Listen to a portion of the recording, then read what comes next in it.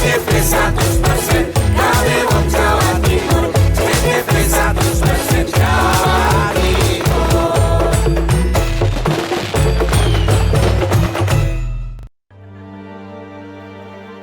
Warga desa Banaran Trenggalek digegerkan dengan temuan bayi laki-laki di teras rumah kosong.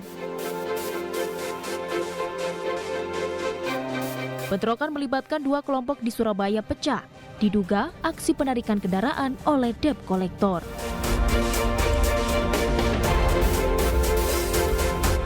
Nikmati jas Gunung Bromo di ketinggian 2000 mdpl. Selamat malam pemirsa, Pojok Pitu kembali hadir menyapa Anda. Selain cuplikan berita tadi, kami juga masih memiliki informasi lain tentang Wali Kota Surabaya berikan atensi tim Satgas Anti Preman selesaikan persoalan ruko di Ngagel-Rejo. Dan pemirsa, inilah Pojok Pitu selengkapnya.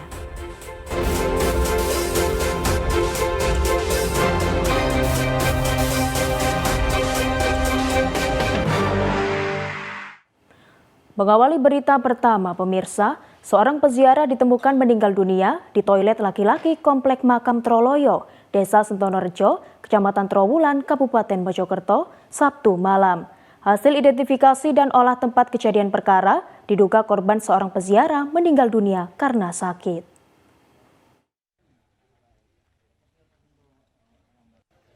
Sejumlah peziarah di Komplek Makam Troloyo, Kecamatan Trowulan, Kabupaten Mojokerto, dikejutkan dengan ditemukannya seorang peziarah laki-laki tewas di dalam toilet kawasan Komplek Makam Sabtu malam.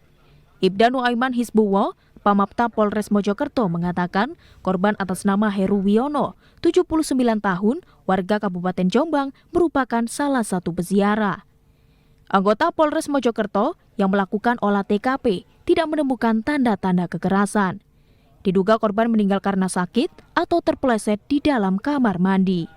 Guna kepentingan penyelidikan, korban dibawa ke kamar jenazah RSUD Kota Mojokerto. Amiduddin Ilham, CTV. Sementara warga Desa Banaran, Kecamatan Tugu, Kabupaten Trenggalek digegerkan dengan penemuan seorang bayi laki-laki yang diduga baru dilahirkan ditemukan dalam kondisi selamat di teras rumah kosong.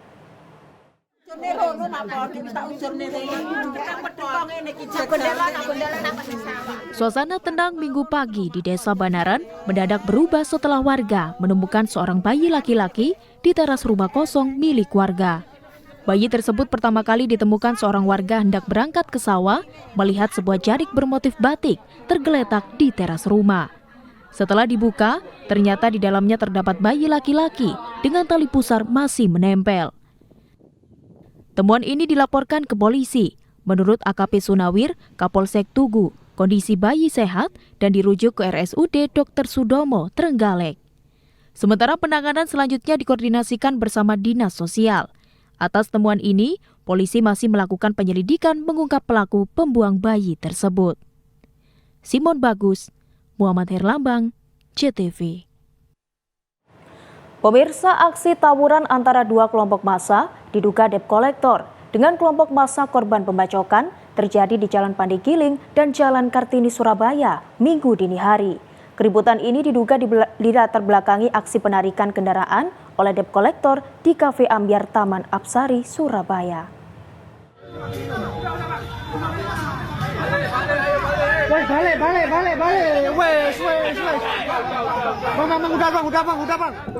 Bentrokan antara dua kelompok massa terjadi di Jalan Pandegiling dan Jalan Kartini Surabaya Minggu dini hari viral di media sosial. Sejumlah massa yang diduga dari kelompok debt collector dan warga korban pembacokan membawa senjata tajam parang.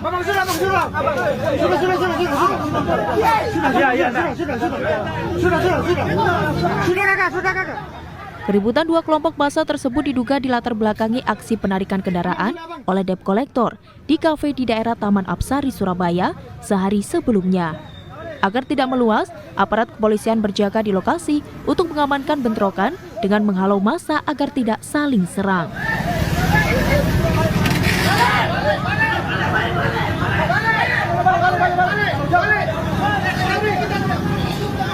Aksi bentrokan kelompok massa ini sudah ditangani Polrestabes Surabaya.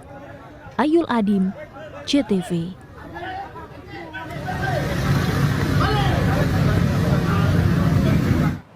Pemirsa, Wali Kota Surabaya memberikan atensi untuk tim Satgas Anti Preman menyelesaikan persoalan ruko di kawasan Ngagel-Rejo yang diduduki salah satu ormas.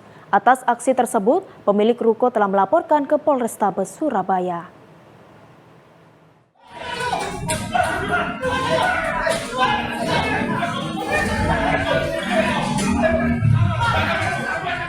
Sebuah ruko di Ngagel-Rejo viral karena diduduki ormas bernama Barisan Nasional Pemuda Madura. Kasus ini telah dilaporkan pemilik ruko, Bagus Adri Dwi Putra, ke Polrestabes Surabaya. Diceritakan Bagus, ia membeli ruko secara sah sejak April 2026. Bahkan telah mengurus kelengkapan administrasi termasuk melapor RT RW. Namun ia kaget saat tiba-tiba didatangi orang mengaku perwakilan Ormas BNPM Surabaya. Ormas tersebut mengklaim pemilik lama ruko memiliki hutang pada pihak lain, sehingga ruko tersebut diserahkan pada teman pemilik lama.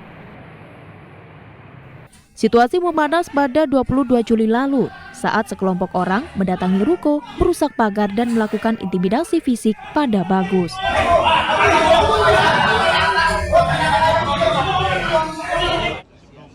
Geram terhadap kejadian ini, Wali Kota Surabaya, Eri Cahyadi mendatangi lokasi ruko untuk mengetahui pasti persoalan tersebut dengan menerjunkan Satgas Anti Preman Kota Surabaya. Negara kita ini negara hukum. Surabaya ini negara hukum. Kalau ternyata ada yang tidak sepakat, tidak sesuai, orang yang dulu kalah di pengadilan, yang dengan Bank BRI, dia selesaikan dengan Bank BRI melalui jalur hukum. Kalau Bank BRI-nya kalah, berarti Bank BRI harus mengembalikan uang ke Mas Bagus dan ganti rugi. Bukan tiba-tiba pemilik tadi itu memerintahkan sekelompok orang untuk mengintimidasi premanisme. Karena di Surabaya ini punya Satgas Preman, baik itu dari TNI, Polri, dan Kejaksaan, dengan pemerintah kota, maka saya tidak ingin hal itu terjadi di Surabaya. Kalau ada yang seperti ini, maka saya pasti dengan TNI, Polri, dan Satgas Preman akan turun, pasti tak penjara. Saya ini menjadi atensi saya, agar apa? Investasi di Surabaya ini juga wedi. Orang tinggal di Surabaya merasa aman dan nyaman, tidak model begini. Selvi Wang, CTV. Puncak Hari Koperasi ke-79 di Kabupaten Gresik berlangsung meriah. Informasinya akan hadir sesaat lagi. Pojok Pitu segera kembali.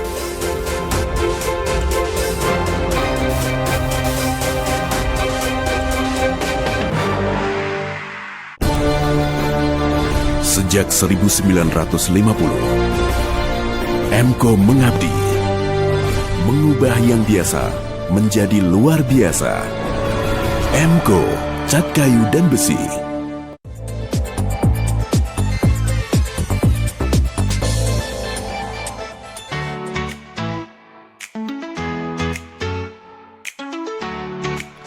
Menjelang peringatan Hari Ulang Tahun ke-81 Kemerdekaan Republik Indonesia, MOU antara PLN dan KKP tidak hanya bicara soal kabel dan tiang listrik. Namun ada 5 poin kerjasama, salah satunya peningkatan kapasitas sumber daya manusia. Program ini menyasar nelayan, pembudidaya, dan pelaku UMKM di daerah pesisir. Mereka akan dilatih menggunakan teknologi berbasis listrik seperti pompa otomatis, aerator pintar, dan sistem pendingin modern. Menteri KKP Sakti Wahyu Trenggono berharap seluruh program yang telah direncanakan dapat dikawal bersama sampai tahap implementasi sehingga memberikan manfaat nyata bagi masyarakat. PLN juga akan mendukung melalui pertukaran data, yakni data kelistrikan dan data potensi perikanan akan diintegrasikan untuk mempermudah perencanaan pembangunan di wilayah pesisir. Dirut PLN Darmawan Prasojo menyebut, transformasi ini penting agar sektor kelautan tidak tertinggal dengan listrik andal serta pelaku usaha bisa naik kelas dan go digital.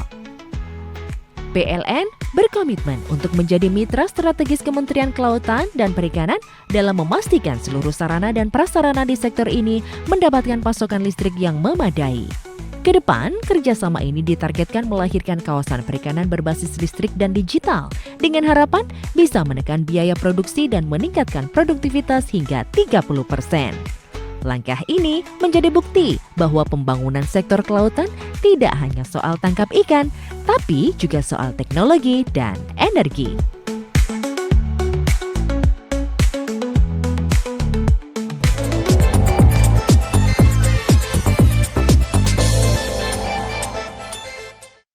Buat yang ngedouble kerja kerasnya. Sari misi 2. Double isinya, double enaknya, double hematnya. Sari misi 2, double puasnya, double happy-nya.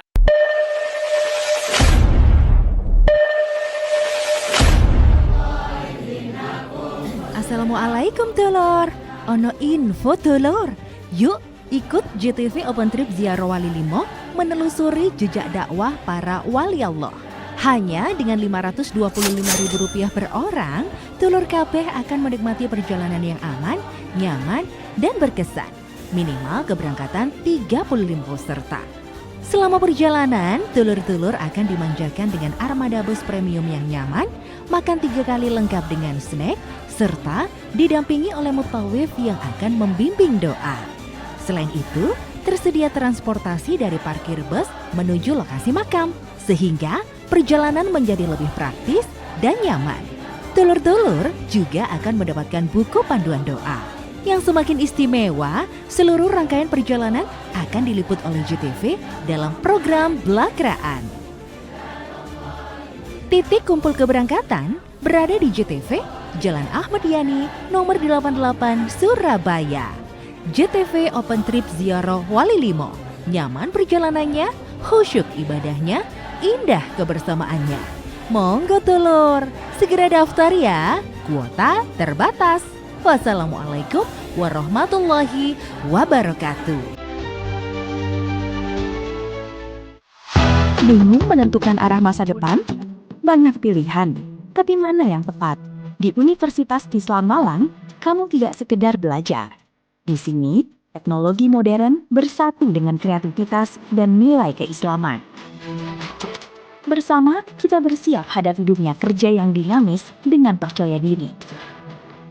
Unisma, temukan arahmu, persiapkan masa depan.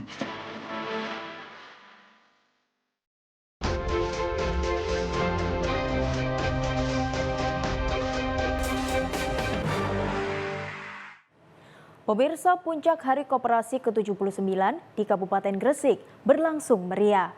Mengusung tema Koperasi Berdaya Indonesia Berjaya, kegiatan ini diikuti ribuan warga Gresik mulai senam dan jalan sehat di depan Gedung Wahana Ekspresi Pusponegoro.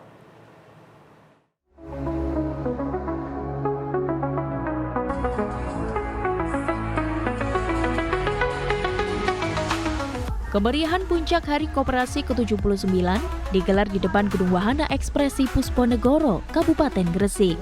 Kegiatan ini dihadiri Dr. Aslul Alif, Wakil Bupati Gresik, Ketua Dekopinwil Provinsi Jatim, Kolonel Laut Ma'arif, Kepala Diskoperindak Gresik Darmawan, Dekopimda Gresik Ahmad Haryanto, serta Kasdim dan perwakilan Polres Gresik. Dengan mengusung tema Koperasi Berdaya Indonesia Berjaya, kegiatan ini diinisiasi Gerakan Koperasi se-Kabupaten Gresik, diwadahi Diskoperindak dan Dekopinda Kabupaten Gresik. Kegiatan ini mendapat sambutan baik dari masyarakat yang mensukseskan setiap acara koperasi karena tingginya kesadaran warga Gresik, khususnya anggota koperasi, untuk saling gotong royong, memajukan perekonomian dan kesejahteraan rakyat. 9, tepatnya hari Minggu 26 Juli 2026 di Wahana Ekspresi Pusponegoro. Kopdes Merah Putih yang ada di desa saat ini banyak simpang siurnya, tapi terakhir niat dari Pak Prabowo adanya KDKMP, adanya gerai yang dibangun di desa-desa untuk menyalurkan semua barang yang bersubsidi itu disalurkan melalui Koperasi Desa Merah Putih dari gerai-gerai yang dibangun di seluruh desa di Kabupaten Gresik, tidak mematikan toko-toko kelontong yang ada di desa. Mari kita jadikan koperasi sebagai wadah gotong royong yang mampu menciptakan lapangan kerja, memperkuat UMKM, semakin maju dan semakin memberi manfaat bagi masyarakat.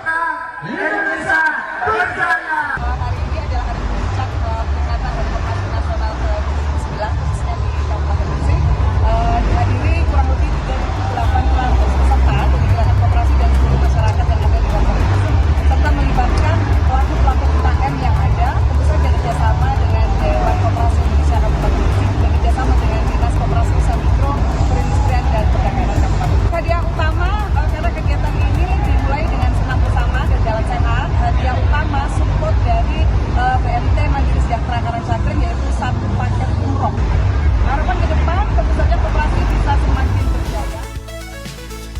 Sebelum perayaan Puncak Hari Koperasi ke-79 Kabupaten Gresik, serangkaian kegiatan telah dilaksanakan seperti penghargaan penilaian kesehatan KSP, KSPPS, Kopwan Kopkar, KPRI. Selain itu, memberikan reward kepada tokoh dan pengelola koperasi, lomba video pendek tentang koperasi, pekan promo masing-masing tempat usaha koperasi, produk dan UMKM, senam bersama, dan jalan sehat dengan puluhan hadiah menarik, serta hadiah utama umroh. Muhammad Amin, JTV. Pemirsa, Universitas Airlangga Surabaya hari ini dipenuhi kemeriahan. Fakultas Perikanan dan Kelautan FPK UNAIR menggelar Festival Disnatalis ke-18 di Kampus C Universitas Airlangga.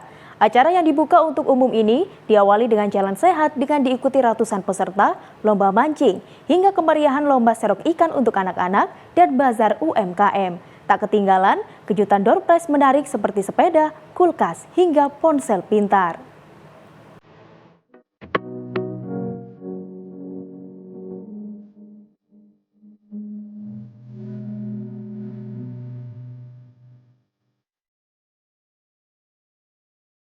Semangat kebersamaan terpancar di halaman Fakultas Perikanan dan Kelautan Universitas Airlangga.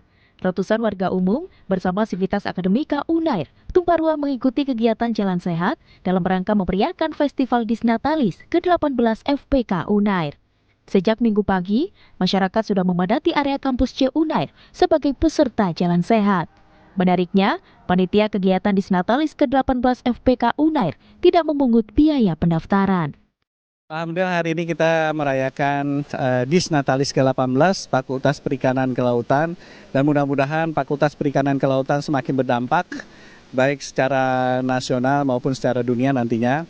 Dan ini adalah satu momen yang sudah kedua kali kita merayakan Disnatalis masing-masing fakultas, dan akan bergilir nanti fakultas, dan satu kali mungkin kita akan merayakan Disnatalis Universitas Airlangga tanggal sekitar 11 November tahun ini di 2026. Dan sekali lagi mudah-mudahan semua fakultas ini kita harapkan dia terbuka kepada masyarakat, dan masyarakat mengetahui apa yang telah diperbuat oleh fakultas masing-masing di Universitas Airlangga.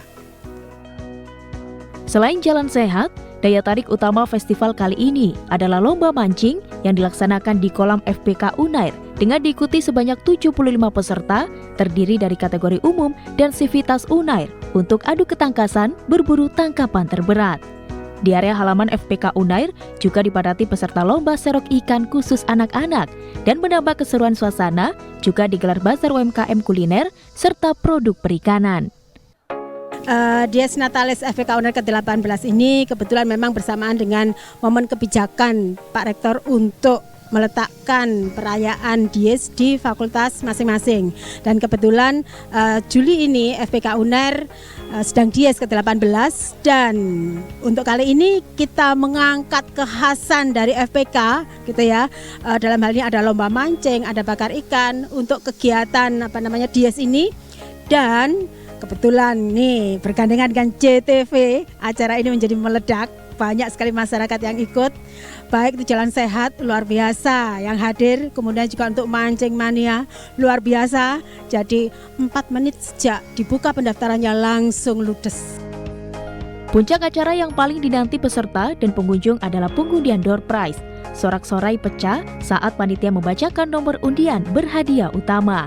Suasana kebahagiaan menyelimuti para pemenang. Untuk hadiah utama sepeda santai didapat oleh Sari. Untuk hadiah kulkas didapat oleh Sugiyatno, dan hadiah smartphone dimenangkan oleh Nawa. Untuk lomba pancing, juara pertama dimenangkan Harry Tri dengan hasil pancingan seberat 5,9 kg. Juara kedua, Andri Atmojo, hasil pancingan 5,7 kg, dan Fahmi, juara ketiga, memperoleh berat 5,5 kg.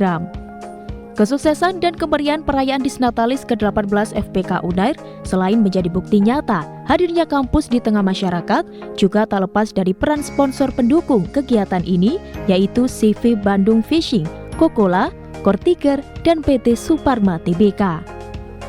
Guntur Nara, JTV. Informasi menarik lainnya akan hadir sesaat lagi, tetaplah di Pojok Pitu.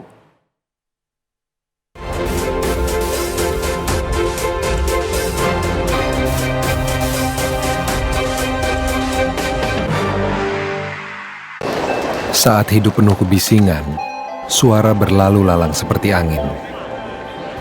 Mesti pintar untuk bisa menolak pengaruh negatif. Kita pun belajar untuk memiliki kendali.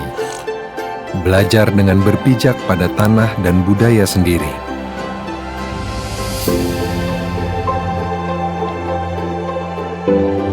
Memilah dan memilih mana yang bisa kita percayai. Menjadi lebih teliti dan hati-hati. Perlahan kita tumbuh dan siap melangkah di atas kaki sendiri. Dengan akar yang kokoh, tak mudah goyah. Kini, kemanapun kita pergi, kebanggaan negeri selalu hadir untuk melindungi. Jangan mau dibawa angin. Kalau masuk angin, orang pintar minum tolak angin.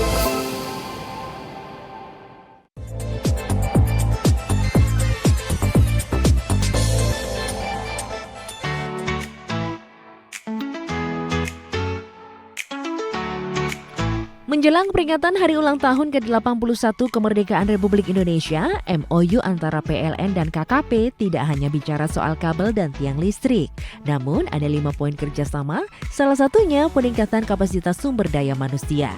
Program ini menyasar nelayan, pembudidaya, dan pelaku UMKM di daerah pesisir.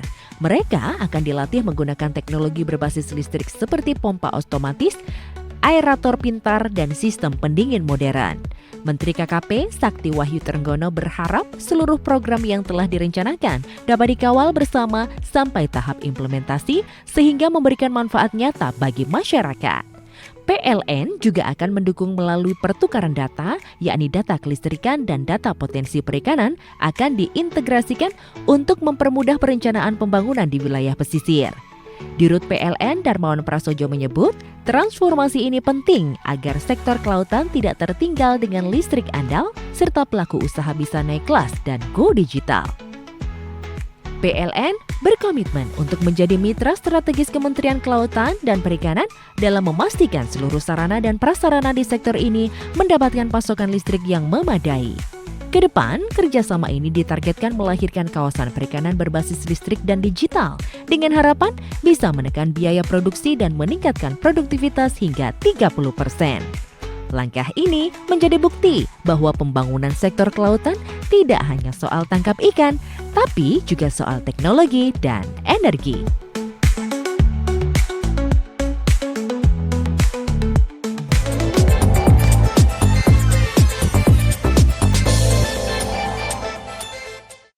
Emco Color dengan daya sebar yang luas, cepat kering, dilengkapi 37 pilihan warna. Kualitas dijamin terbaik. Cat Color, kualitas premium dengan harga ekonomis. Buat yang ngedouble kerja kerasnya. Sari misi 2. Double isinya, double enaknya, double hematnya. Sari misi 2, double puasnya, double happy-nya. Cat aluminium dari Emco.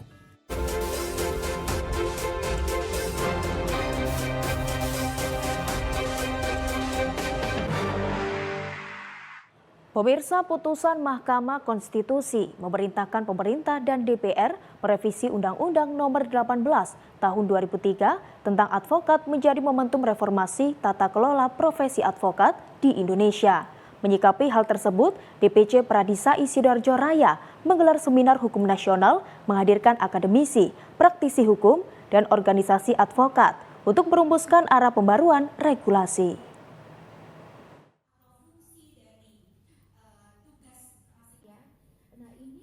Menyikapi putusan MK tentang revisi Undang-Undang Nomor 18 Tahun 2003 tentang advokat, DPC Pradisai Sidoarjo Raya menggelar seminar hukum nasional. Ketua DPC Pradisai Sidoarjo Raya, Etar, menegaskan revisi undang-undang harus berlandaskan 3 prinsip. Melindungi masyarakat pencari keadilan, memperkuat independensi advokat sebagai penegak hukum, serta membangun sistem pengawasan yang transparan, profesional, dan independen. Dalam seminar ini, muncul usulan pembentukan National Bar Council sebagai regulator profesi advokat di tingkat nasional. Hari ini kita menggelar seminar nasional kita pasca putusan MK 126. Jadi kita di sini mengkaji, memahami dengan menghadirkan narasumber dari akademisi dan praktisi untuk meningkatkan kualitas dan kuantitas anggota kita yang ada di DPC Sidoarjo. Sementara Dekan Fakultas Hukum Untak Surabaya, Dr. Yovita Amangesti, mengusulkan pembentukan National Disciplinary Board sebagai dewan disiplin independen menangani pelanggaran etik advokat. Nah, mungkin dari pihak penentu kebijakan itu akan lebih bisa mensosialisasikan kepada masyarakat, untuk organisasi-organisasi advokat juga bisa menyadari ya bahwa kebijakan ini lahir dari semangat untuk sungguh-sungguh menjadi profesi yang officium nobile. Usrok Indra, CTV.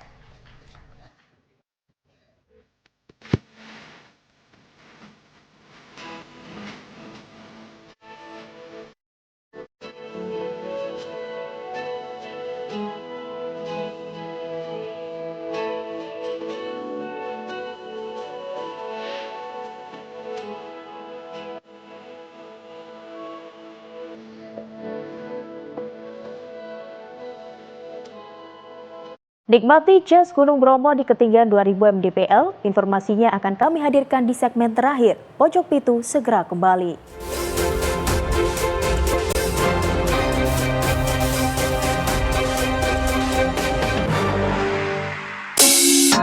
Badan sehat sekaligus kulit glowing. Siapa yang bisa? Sikolagen. Inovasi baru dari Sido muncul yang mengandung 1000 mg vitamin C dan 500 mg kolagen tripeptide, lebih mudah diserap tubuh, membuat kulit sehat dan kenyal. Rasa stroberi limonade-nya seger, imun lebih kuat. Cuma Sikolagen, sehat dan glowing setiap hari. Cat Color, harga ekonomis. Assalamualaikum warahmatullahi wabarakatuh. Dulur, perjalanan ziarah penuh makna tentu semakin nyaman dengan armada bus premium pilihan. Nikmati kabin yang bersih, kursi reclining yang empuk dan lega, serta pendingin udara yang membuat perjalanan tetap nyaman hingga tujuan. Bersama JTV Open Trip Ziarah Wali Limo, setiap kilometer menjadi momen berharga, mempersiapkan hati, menyambut perjalanan spiritual yang penuh berkah. Tak perlu khawatir berjalan jauh menuju area makam. Setiap peserta jamaah ziarah akan mendapatkan fasilitas transportasi dari lokasi parkir bus menuju area makam.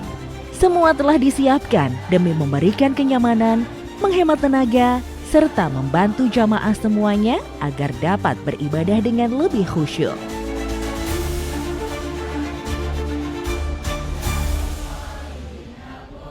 Monggo dulur, segera daftar di JTV Open Trip Ziarah Wali Limo. Kuota terbatas loh.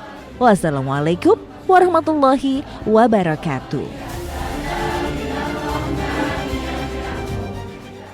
Buat yang ngedouble kerja kerasnya, Sari Misi 2. Double isinya, double enaknya, double hematnya. Sari Misi 2, double puasnya, double happy-nya. Mau ikut jelajah wisata Jatim Hadiah? Langkah pertama, download dulu aplikasi JTV Hub di smartphone kamu. Buka App Store atau Play Store, ketik JTV Hub pada kolom pencarian, dan tekan tombol download. Setelah aplikasi terpasang, lakukan registrasi menggunakan data diri kamu. Login, lalu masuk ke menu event untuk mengikuti program Jelajah Wisata Jatim berhadiah. Lewat JTV Hub, kamu bisa mendapatkan informasi lengkap program, mengunggah bukti kunjungan, hingga memantau kesempatan memenangkan paket wisata gratis. Download JTV Hub sekarang. Jelajah wisata Jawa Timur dan menangkan liburan impianmu.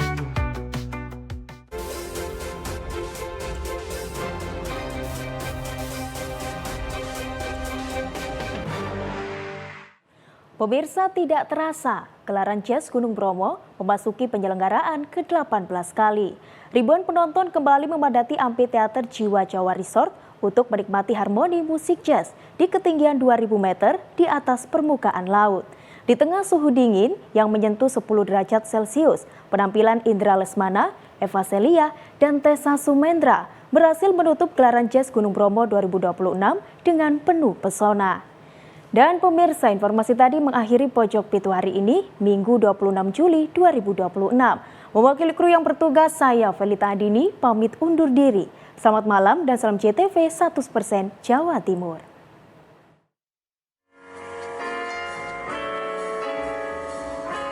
Di balik kabut tipis dan hembusan udara pegunungan Bromo, ribuan pasang mata terpusat ke satu panggung berlatar belakang cantiknya rangkaian bambu di tengah alam terbuka, Amphitheater Jiwa Jawa Resort, Kecamatan Sukapura, Kabupaten Probolinggo.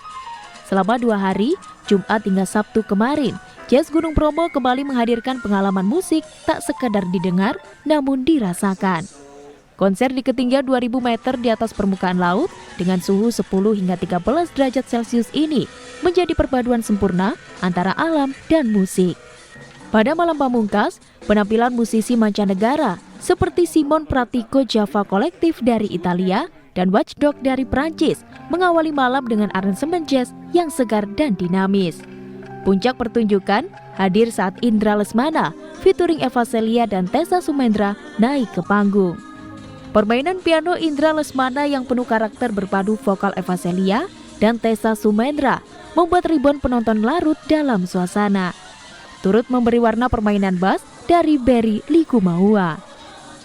Ini seru sekali dan ramai sekali untuk malam ini, apalagi ada Indra Lesmana dan Eva Celia untuk malam ini sangat menghibur kita yang hadir sampai tengah malam juga kita setia di tengah dinginnya Bromo malam hari ini. Dan Jazz Gunung Bromo bukan hanya menyajikan pertunjukan musik berkualitas, lebih dari itu, gelaran ini menjadi ruang pertemuan antara seni, budaya, dan keindahan alam Pegunungan Tengger.